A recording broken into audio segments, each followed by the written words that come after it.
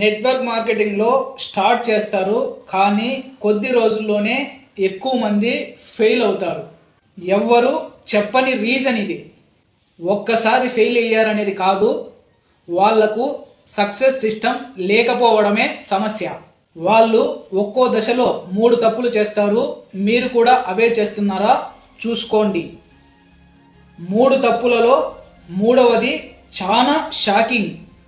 Follow చేయండి, ఇది మీ జర్నీని మార్చేస్తుంది. నెంబర్ 1 తప్పు, ట్రైనింగ్ తీసుకోకుండా డైరెక్ట్గా పిచ్ చేయడం.